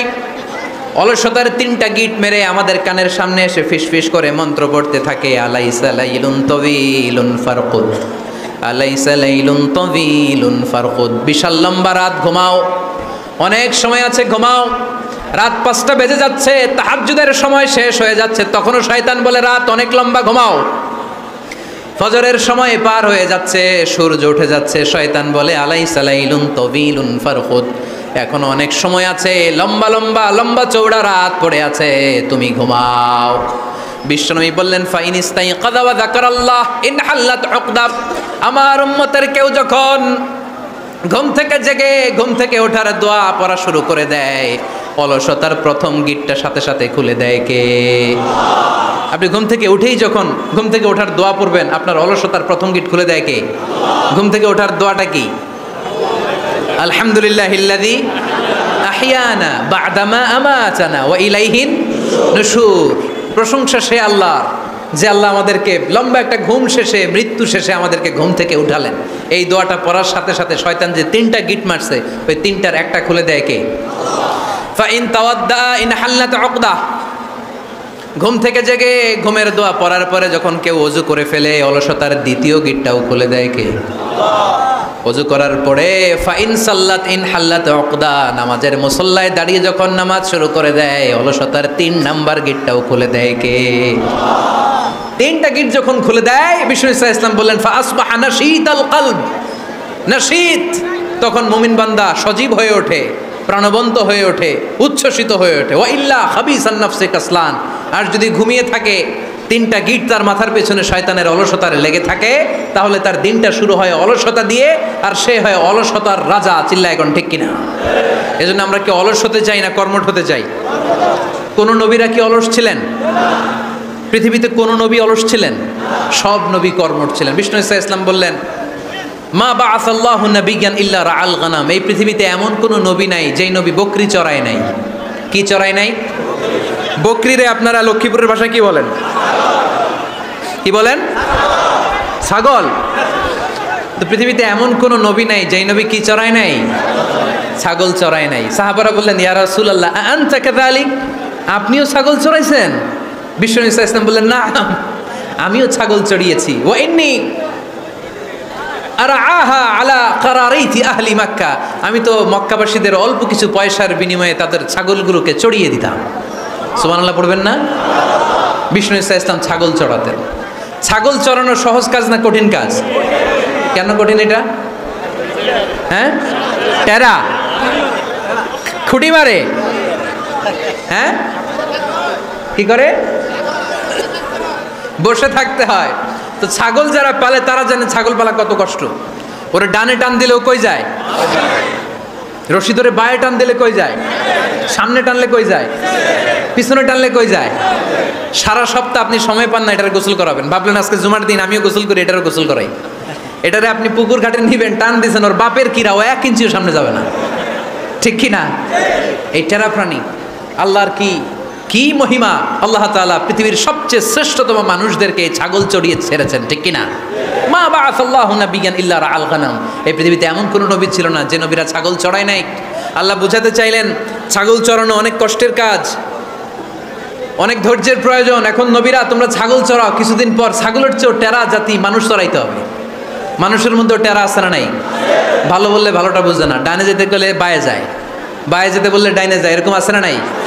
সম্মানিত ভাইয়েরা, সমস্ত আম্বিয়া আলাইহিমুসসালাম ওনারা কর্মঠ ছিলেন। সাইয়েদনা আদম আলাইহিস সালাম নিজ হাতে চারা গাছ রোপণ করে চাষাবাদের কাজ করেছেন, সুবহানাল্লাহ পড়েন। সাইয়েদনা ইব্রাহিম আলাইহিস সালাম চাষাবাদের কাজ করেছেন। সাইয়েদনা দাউদ আলাইহিস সালাম নিজ হাতে যুদ্ধের জন্য যে পোশাক পরতে হয়, যেটা পরলে গায়ের মধ্যে ছুরি মারলেও ঢুকে না, ওই শিরস্ত্রাণ বানিয়েছেন, নিজ হাতে তলোয়ার বানিয়েছেন, সুবহানাল্লাহ পড়েন। সাইয়েদনা মুসা আলাইহিস সালাম ছাগল চড়িয়েছেন। সাইয়েদনা মুসা আলাইহিস সালামের মেজাজ নরম না গরম? নবীদের মধ্যে সবচাইতে বেশি মেজাজওয়ালা নবী ছিলেন মুসা আলাইহিস সালাম। উনিও 8 থেকে 10 বছর সাইয়েদনা শুআয়ব আলাইহিস সালামের এরিয়াতে ছাগল চড়িয়েছেন। চিল্লায় বলেন সুবহানাল্লাহ। এজন্য নবীরা যেহেতু কাজ করেছেন, কর্মঠ ছিলেন, আমরাও কর্মঠ হব, ঠিক কি না? সাহাবারাও কর্মঠ ছিলেন, বিশ্বনবীর সাহাবারাও ব্যবসা করতেন। সাইয়েদনা আবু বকরের বিশাল ব্যবসা প্রতিষ্ঠান ছিল, সুবহানাল্লাহ পড়েন। আপনারা হজ উমরা করেছেন কে কে দেখি? করছেন? মাশাআল্লাহ। যারা করে নাই আল্লাহ তাদেরকে আল্লাহর ঘর জিয়ারতের তুমি নসিব করো। বিশ্বনবীর মাকবারার সামনে দাঁড়িয়ে আমরা যেন সালাম পেশ করতে পারি, তুমি নসিব করো। বাইতুল্লাহ শরীফে এবং মসজিদ নববীতে আমরা যেন সালাত আদায় করতে পারি, আল্লাহ তুমি নসিব করো। সাইয়েদনা আবু বকর রাদিয়াল্লাহু তাআলা আনহুর ব্যবসা প্রতিষ্ঠান ছিল মক্কার কাবা ঘরের পাশেই। ওনার ব্যবসা প্রতিষ্ঠানগুলো যেখানে ছিল ঠিক ওইখানেই সৌদি সরকার এখন শপিং মল বানিয়ে দিয়েছে, মাতজার আবু বকর। মক্কা শহরের যেখানে বহিরাগতরা এসে ওখানে ছাগল, ওখানে ঘোড়া, উট এগুলো রাখতো, আস্তাবল রাখতো, ঘোড়া আর উট যেখানে রাখা হতো ঠিক ওই জায়গায় সৌদি সরকার ওটার পার্কিং লট বানাই দিচ্ছে। মানে যেইখানে আগে সাহাবাদের ব্যবসার জায়গা, ওইখানে বর্তমানে শপিং মল। যেখানে আগের সময়কাল সাহাবারা উট আর ঘোড়া রেখে বাঁধতো, ওইখানে এখন গাড়ি ঘোড়া রাখার ব্যবস্থা করা হয়েছে। সাইয়েদনা আবু বকর অনেক বড় ব্যবসায়ী ছিলেন। ওনার নিজ টাকা দিয়ে হাবাসা থেকে আসা সাইয়েদনা বেলালকে তিনি 20,000 স্বর্ণ মুদ্রা দিয়ে উমাইয়া ইবনে খালাফের কবল থেকে তিনি মুক্ত করেছেন। সাইয়েদনা উসমান যুন্নুরাইন বড় ব্যবসায়ী ছিলেন। নিজের টাকা দিয়ে মদিনার মুসলমানেরা পানি খেতে পারে না, বীরে রুমা নামে একটা কুয়া ছিল, এই কুয়ার মালিক ছিল ইহুদি। মুসলমানেরা পানি খেতে গেলে এসে বকা দিত, পানি খেতে দিত না।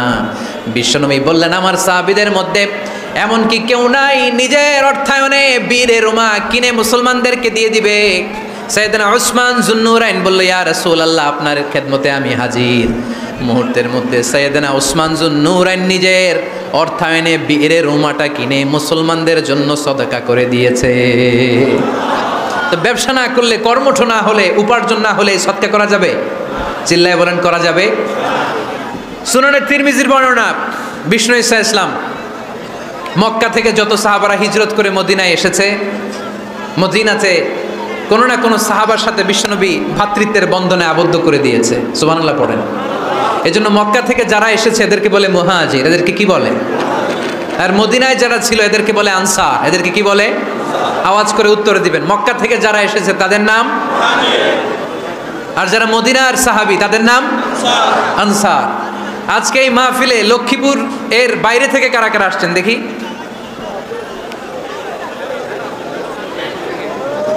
মাশাআল্লাহ মাশাআল্লাহ, অনেক আসছে। আল্লাহ ভাইদেরকে তুমি কবুল করো, হাত নামান। এই যে লক্ষ্মীপুরের বাইরে থেকে যে ভাইরা আসছে তারা লক্ষ্মীপুরের মেহমান, ঠিক কিনা? মক্কা থেকে হিজরত করে যে সমস্ত সাহাবারা এসেছিল তারা ছিল মদিনার মেহমান। বিশ্বনবী এক এক মক্কার সাহাবীকে মদিনার এক এক সাহাবীর সাথে ভ্রাতৃত্বের বন্ধনে আবদ্ধ করে দিলেন। আব্দুর রহমান ইবনে আউফ রাদিয়াল্লাহু তাআলা আনহু, ওনার সাথে ভ্রাতৃত্বের বন্ধনে যে সাহাবীকে বিশ্বনবী আবদ্ধ করে দিলেন ওনার নাম হচ্ছে সাদ ইবনে রাবিয়া। কি নাম? মদিনার অনেক বড় ব্যবসায়ী। বিশ্বনবী বললেন, ও আব্দুর রহমান ইবনে আউফ, সম্পদ ছেড়ে দিয়ে, পরিবার ছেড়ে দিয়ে, স্থাবর অস্থাবর সব ছেড়ে দিয়ে আল্লাহ রাসূলের ভালোবাসায় মক্কা থেকে মদিনায় এসেছো। মদিনায় তোমার চিন্তা নাই, সাদ ইবনে রবিকে আমি তোমার ভাই বানিয়ে দিলাম। সাদ ইবনে রবি তোমার আপন ভাইয়ের মতো।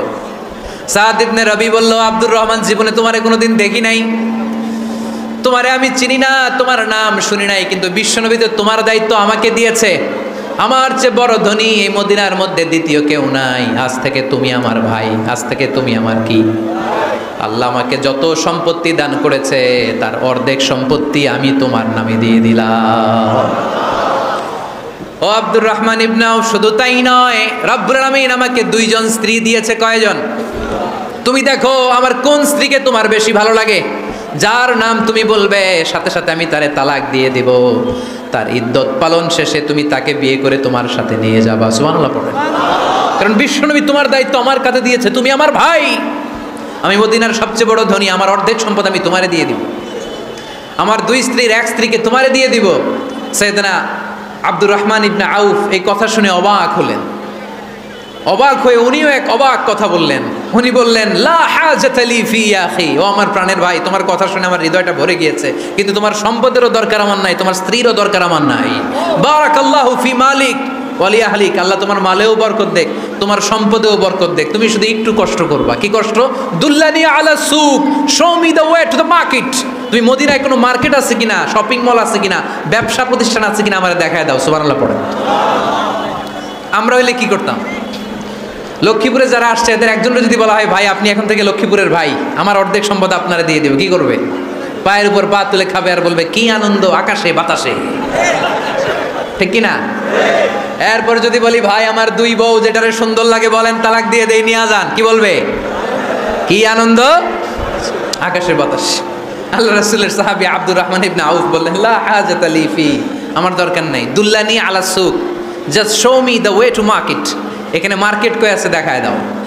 অবাক হয়ে গেলেন সাদ বিন রবিব, বললেন, ও আব্দুর রহমান ইবনে আউফ, ঠিক আছে তুমি যদি নিতে না চাও তোমারে আমি জোর জবরদস্তি করব না। শুনে রাখো, মদিনাতে ইহুদিদের কয়নুকার একটা বাজার আছে। এই কথা বলার সাথে সাথে আব্দুর রহমান ইবনে আউফ চলে গেলেন। এর পরের দিন অল্প কিছু পনির আর ঘি দিয়ে ব্যবসা শুরু করলেন। পনির আর ঘিয়ের ব্যবসা করতে করতে করতে করতে ব্যবসায় তিনি এত লাভ করলেন, উনি বললেন, আমি যদি কখনো মদিনার বালুর মধ্যে হাত দিতাম ওই বালুটারেও সোনা বানায় দিত কে? দুল্লানি আলা সুক। লক্ষ্মীপুরের কর্মঠ যুবক ভাইরা, এই আব্দুর রহমান ইবনে আউফ আমাদের প্রেরণা। উনি অন্যের ঘাড়ে পাড়া দিয়ে খেতে চায় নাই, আরেকজনের উপর ডিপেন্ডেন্ট বা নির্ভরশীল হতে চায় নাই। তিনি স্বাবলম্বী হওয়ার শিক্ষা লেসেন কিয়ামত পর্যন্ত গোটা বিশ্বের যুবকদের জন্য রেখে গিয়েছে। চিল্লায় বলো ঠিক কিনা? দুল্লানি আলা সুক, show me the way to market. Market কোথায় দেখাও। পনির আর ঘি নিয়ে ব্যবসা করতে করতে কয়েক মাসের ব্যবধানে ইতিহাস সাক্ষী সাইয়েদনা আব্দুর রহমান ইবনে আউফ মদিনার বিশাল বড় বিজনেস ম্যাগনেটে পরিণত হয়ে গেলেন। চিল্লায় পড়েন আল্লাহু আকবার। এজন্য ব্যবসার ভিতরে বরকত ঢুকিয়ে দিয়েছে কে? বিষ্ণু বললেন, আত-তাজিরা সাদুকাল আমিন মা'আন নাবিয়্যিন ওয়াস সিদ্দীকিন ওয়াশ শুহাদা ওয়াস সালিহিন। আমানতদার ব্যবসায়ী তারা সাধারণ কোনো মানুষ নয়, কিয়ামতের দিন নবীদের সাথে হাসর হয়ে যাবে। আপনারা যারা ব্যবসা করেন, এটা সাধারণ বিষয় নয়। বিষ্ণু ইসলাম নিজেও ব্যবসায়ী ছিলেন। ওনার জীবনের প্রথমে তিনি খাদিজা রাদিয়াল্লাহু তাআলা আনহার ব্যবসার স্টাফ হয়ে কাজ শুরু করেছেন, এরপর নিজে ব্যবসা শুরু করেছেন। এরপরে খাদিজাতুল কুবরা রাদিয়াল্লাহু তাআলা আনহা সব সম্পত্তি বিয়ের পরে বিশ্বনবীর পায়ের সামনে ঢেলে দিয়েছেন। বললেন, ইয়া রাসূলুল্লাহ, এই সম্পদ আমি আপনাকে দিয়ে দিলাম, আপনি ইচ্ছামতো দিনের প্রয়োজনে খরচ করেন। সুবহানাল্লাহ পড়েন। এজন্য বিষ্ণু ইসলাম আমাদের জন্য উপমা, আব্দুর রহমান ইবনে আউফ আমাদের জন্য উপমা। যারা ব্যবসা করেন তারা বিষ্ণু ইসলামের সুন্নাহ পালন করছেন। আত-তাজির আস-সাদুক আল-আমিন।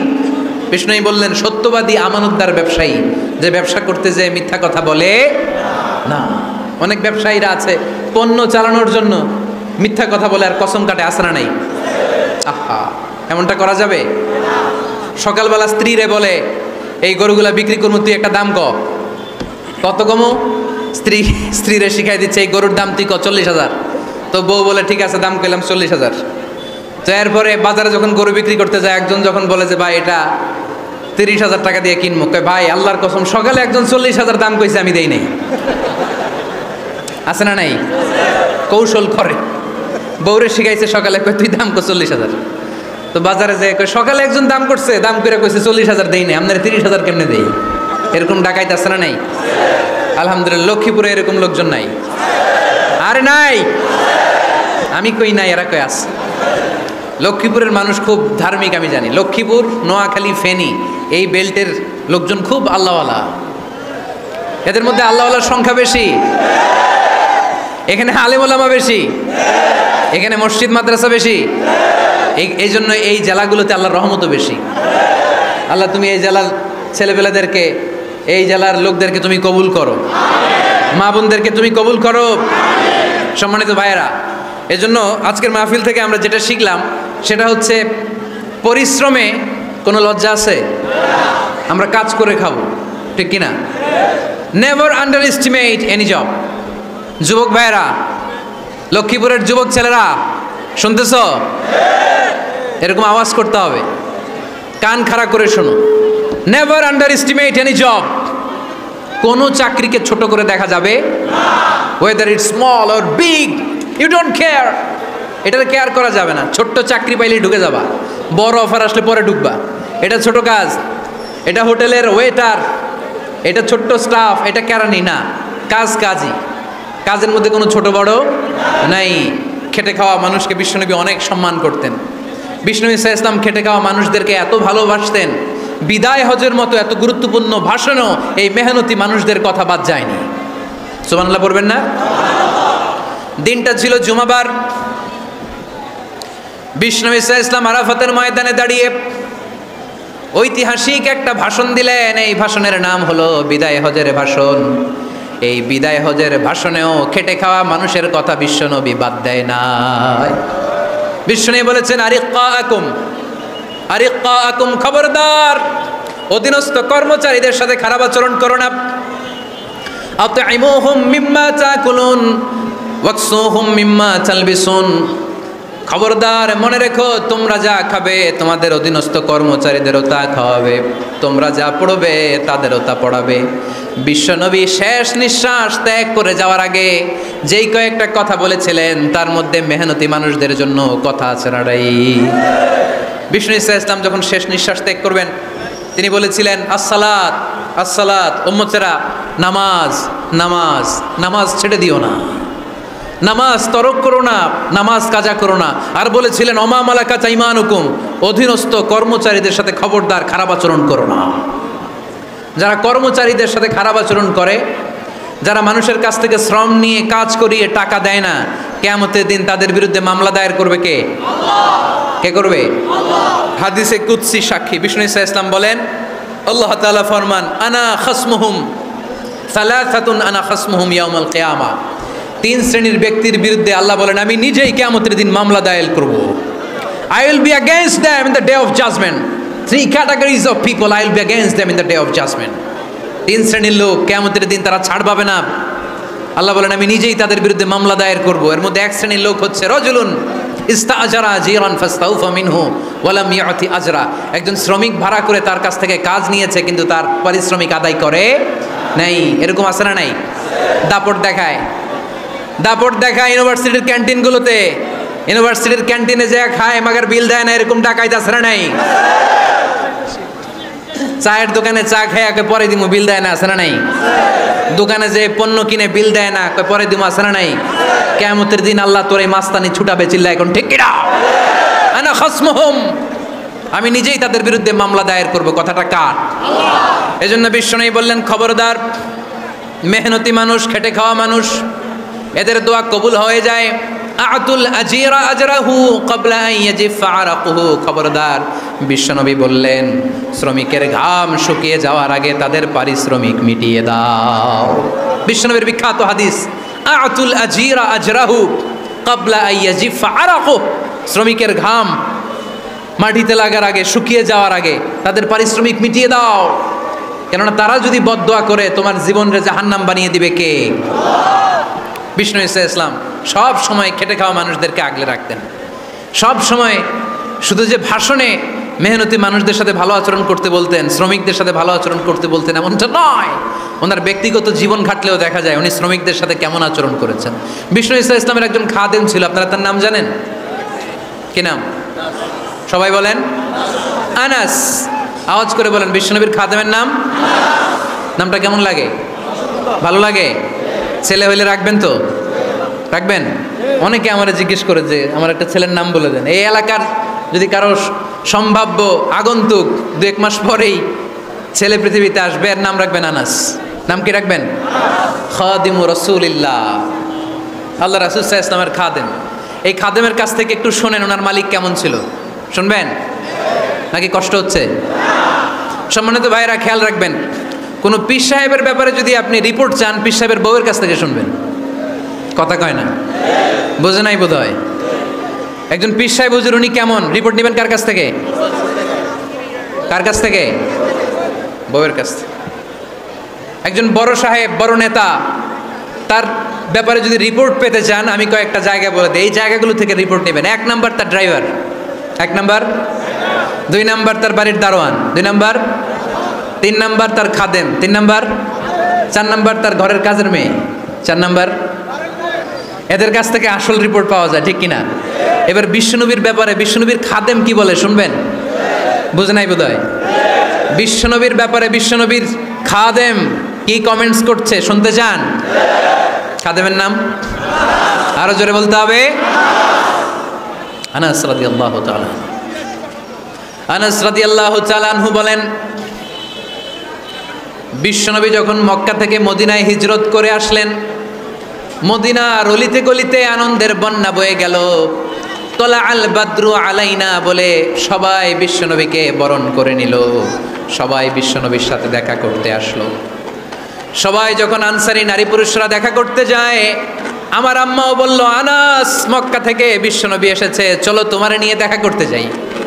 আনাসের মা আনাস রাদিয়াল্লাহু তাআলা আনহু তখন খুব ছোট্ট, তিনি যে দেখে মানুষের ভিড়ে আনাসকে নিয়ে সামনে যাওয়া যায় না। আর তিনি দেখলেন মদিনার অলিতে গলিতে মানুষের ভিড়, আনসারি আবাল বৃদ্ধ বনিতা নারী পুরুষ সবাই বিশ্বনবীর সাথে দেখা করছে। আর যারাই দেখা করছে হাতে কোনো না কোনো হাদিয়া নিয়ে বিশ্বনবীর সাথে দেখা করতেছে। সুবহানাল্লাহ কইবেন না? আনসারি যত সাহাবারা বিশ্বনবীর সাথে দেখা করতে এসেছে কি নিয়ে আসছে? কথা কয় না। তাহাদাও তাহাব্বু, হাদিয়া দাও, একে অপরকে হাদিয়া দাও, তোমাদের মধ্যে ভালোবাসার বন্ধনকে বাড়িয়ে দিবে কে? আনাসের মা বললেন, আমি মানুষ ধাক্কাতে ধাক্কাতে বিশ্বনবীর সামনে পর্যন্ত গেলাম, যে দেখি সবাই বিশ্বনবীরে হাদিয়া দেয়। আমি বিশ্বনবীর সামনে যে কাঁদো কাঁদো স্বরে বললাম, ইয়া রাসূলুল্লাহ ইয়া হাবিবাল্লাহ, লাম ইউবকি রাজুলুন ওয়ালা ইমরাআতুন মিনাল আনসার ইল্লা ক্বাদ আতহাফাকা বিতুহফা। ও নবী, আমি দেখতে পেয়েছি আনসারী এমন কোন নারী নাই, এমন কোন পুরুষ নাই যে আপনাকে আপনার হাতে কোনো না কোনো হাদিয়া দেয় নাই। ওয়া ইন্নী লা আকদিরু আলা যালিকা মা উতহিফুকা বি, কিন্তু ইয়া রাসূলুল্লাহ ইয়া হাবিবাল্লাহ, আমার কাছে তো কোনো টাকা নাই, আমার কাছে কোনো পয়সা নাই, আমার ঘরে এমন কোনো জিনিস নাই যেই জিনিসটা আমি আপনারে হাদিয়া দেব, ইল্লা ইবনি হাদা, আমার এই নাড়ছেড়া ধন কলিজার টুকরা সন্তান আনাস ছাড়া। ও আখিরি জামানার পয়গম্বর, আমি আমার কলিজার টুকরা আনাসকে আপনারে হাদিয়া দিয়ে দিলাম। ইয়া রাসূলুল্লাহ, মদিনার আনসারী এমন কোনো নারী পুরুষ কেউ তো বাকি নাই যে আপনাকে হাদিয়া দেয় নাই, সবাই তো হাদিয়া দিল, কিন্তু আমি তো হাদিয়া দেওয়ার মতো আমার কাছে কিছু নাই। আপনারা কি হাদিস থেকে নেয়া এই গল্পটা বুঝতে পেরেছেন? কথাটা শুনতেছিলেন?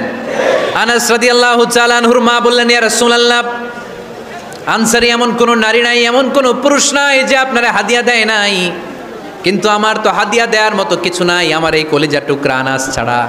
কি আর আমি করব, আমার কলিজার টুকরা আনাসকে আমি আপনার দরবারে হাদিয়া দিয়ে দিলাম।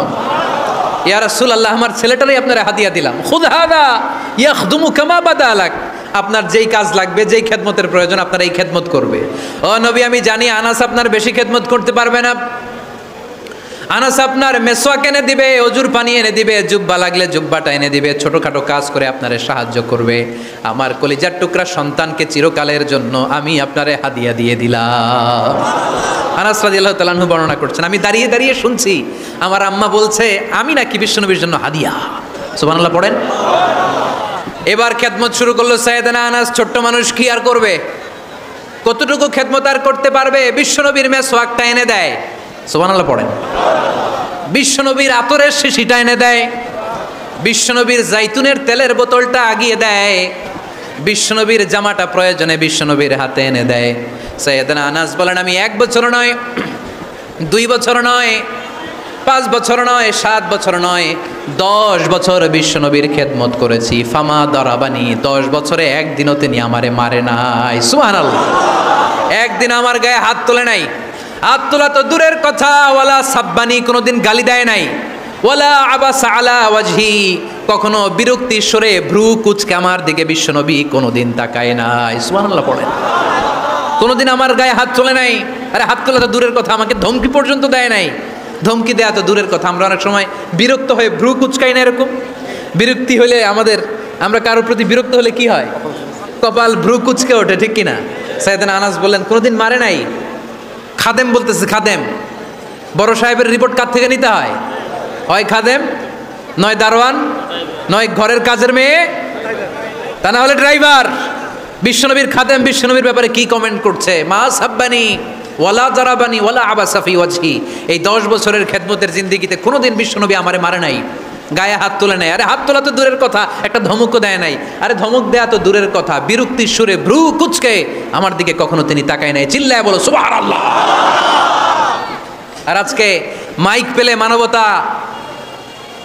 মানবাধিকারের কর্মী কি সুন্দর কথা বলে, উইমেন রাইটসের কথা বলে, শিশু শ্রম নিয়ে কথা বলে, আর বাড়িতে কাজের মেয়ের গায়ের মধ্যে খুন্তি, গরম খুন্তি পিঠের মধ্যে লাগিয়ে পিঠ ঝলসিয়ে দেয়। এরকম আছে না নাই? পত্রপত্রিকায় প্রায় দেখা যায় যে কাজের মেয়েদেরকে কি অত্যাচার করে। খুন্তি গরম করে করে চামড়ার মধ্যে লাগিয়ে স্কিন ঝলসে ফেলেছে, গ্রিলের মধ্যে বেঁধে রেখেছে, সময় মতো খাবার দেয় নাই, পিটিয়ে মাথার চুল কামিয়ে মাথা ন্যাড়া করে দিয়েছে। এরকম আছে না নাই? এরা মানবাধিকারের ঠিকাদার, এরা মানবাধিকারের কথা বলে। আর বিশ্বনবী সাল্লাল্লাহু আলাইহি ইসলামের খাদেম বিশ্বনবীর ব্যাপারে বলেছে কোনোদিন মায়ের তো দূরের কথা, হাত তোলা তো দূরের কথা, আরে ধমক দেওয়া তো দূরের কথা, বিরক্তির চেহারা নিয়েও কোনোদিন বিশ্বনবী আমার দিকে তাকায় নাই। চিল্লায় পড়েন সুবহানাল্লাহ। বিশ্বনবী একবার সাইয়েদনা আনাস রাদিয়াল্লাহু তাআলা আনহুকে একটা ছোট্ট জিনিস আনতে পাঠালেন। সাইয়েদনা আনাস রাদিয়াল্লাহু তাআলা আনহু জিনিসটা আনতে যে মদিনার অলিতে গলিতে বাচ্চাদের খেলা দেখে জিনিস আনতে ভুলে খেলায় দাঁড়িয়ে গেলেন। ছোট মানুষ, ছোট একটা বাচ্চা যদি আমার সাথে নেই, সে কি আমার প্রয়োজন বুঝবে? আমার সেন্টিমেন্ট যেরকম বাচ্চা কি ওটা টের পাবে? ছোট্ট আনাসকে বললেন আমার জুব্বা নিয়ে আসো। বিষ্ণু সাল্লাল্লাহু আলাইহি ওয়াসাল্লাম শাম দেশের জুব্বা পড়তেন, বলতেন জুব্বা নিয়ে এসো। জুব্বা আনতে যখন বেরোলেন আনাস রাদিয়াল্লাহু তাআলা আনহু, দেখলেন মদিনার অলিতে গলিতে বাচ্চারা কুতকুত খেলে। কি খেলে? আপনারা খেলেন? তো এই খেলা দেখে আনাস রাদিয়াল্লাহু তাআলা আনহু ভুলে গেলেন যে বিশ্বনবীর জামা আনতে হবে। উনি ভুলে যেয়ে উনিও দাঁড়িয়ে খেলা দেখতে শুরু করলেন। এখন ঘন্টার পর ঘন্টা যায়, আনাসও আসে না, জামাও আসে না। বিশ্বনবী ভাবলেন হায় রে, আনাস মনে হয় ভুলে গিয়েছে, কি আর করা যাই, নিজের জামা নিজেই নিয়ে আসে। বিশ্বনবী বের হলেন জামা আনতে, বের হয়েই দেখে মদিনার গলিতে বাচ্চারা খেলতেছে, ওইদিকে আনাস রাদিয়াল্লাহু আনহু দাঁড়ানো। বিষ্ণু সাল্লাল্লাহু আলাইহি ওয়াসাল্লাম কিছু বললেন না, যে উনিও আনাস রাদিয়াল্লাহু তাআলা আনহুর পাশে দাঁড়িয়ে খেলা দেখতে আরম্ভ করলেন। সুবহানাল্লাহ পড়বেন না? সাইয়েদনা আনাস খেলা দেখতে হঠাৎ বিশ্বনবীর দিকে চোখ পড়ে গেছে। বিশ্বনবীর চোখের দিকে যখন সাইয়েদনা আনাস রাদিয়াল্লাহু তাআলা আনহুর চোখ পড়ে গেছে, সাইয়েদনা আনাস বলে আমার কলিজাটা এখান থেকে এই দিকে চলে আসছে ভয়ে। কিসে? ভয়ে। উনি বললেন আমার গলা শুকিয়ে যেতে আরম্ভ করলো, কাঁপতে লাগলাম। হায় হায়, এখন আমার মনে পড়ছে বিশ্বনবীর জামা আনতে পাঠাইছিল, ভুলে গেছে খেলার আবেশে পড়ে। উনি বললেন বিশ্বনবী আমারে ধমক দেন নাই, আমার গায়ে হাত তোলেন নাই, জামা আনতে পাঠাইছি, এখানে খেলা দেখতেছো এটাও বলেন নাই, বিরক্তিও প্রকাশ করেন নাই। বিশ্বনবী শুধু একটা হাসি দিয়েছেন, স্মাইল। কি দিয়েছেন? একটা মুচকি হাসি দিয়েছেন। কি হাসি? সাইয়েদনা আনাস বলে ওই যে ওই দিনের বিশ্বনবীর মুচকি হাসির শাসন মরার আগের দিন পর্যন্ত আমি আনাসকে সোজা রাস্তায় রেখেছে, আর ডানে বায়ে নেয় নাই। শাসন করতে জানলে লাঠি লাগে না, শাসন করতে জানলে ধমক লাগে না, শাসন করতে জানলে পিট্টি দেয়া লাগে না, মুচকি হাসি দিয়েও শাসন করা যায় কি যায় না? সাইয়েদনা আনাস বলেন কোনোদিন মারে নাই, কোনোদিন ধমক দেয় নাই, সব সময় আমাকে আদর করেছে। চিল্লায় পড়েন সুবহানাল্লাহ। এজন্য সব সময় বিষ্ণু ইসা ইসলাম শ্রমিকদেরকে ভালোবাসতেন। শ্রমে কোনো লজ্জা নাই, লজ্জা হচ্ছে অলসতায়। আজ থেকে এই মাহফিল, এই এত বড় আয়োজন, এত বড় গ্যাদারিং তখনই সার্থক হবে যখন আমরা এই সিদ্ধান্তে আসতে পারবো যে আমরা অলস সময় কাটাবো না, আমরা আমাদের এই সময়গুলোকে প্রোডাক্টিভ ওয়েতে কাজে লাগাবো, কোনো না কোনো কাজের সাথে জড়িত হব। Never underestimate any job, whether it's big or small, বড় হোক বা ছোট হোক, কোনো কাজকে আমরা ছোট করে দেখব না। যে কোনো কাজ করো না ভাই, যে কোনো কাজ করো তা যেন হয় সবার চেয়ে সবচেয়ে সুন্দর। আমাদের অবসর সময়গুলোকে কাজে লাগানোর দরকার আছে না নাই? আমরা নিজেদেরকে কর্মঠ করে কর্মজীবী হিসেবে, শ্রমজীবী হিসেবে নিজেদেরকে প্রতিষ্ঠিত করতে চাই। রাজি আছো মুসলমান? লক্ষ্মীপুরের যুবক ছেলেরা আওয়াজ করে বলো, পারা যাবে? লজ্জা কিসে? লজ্জা কিসে?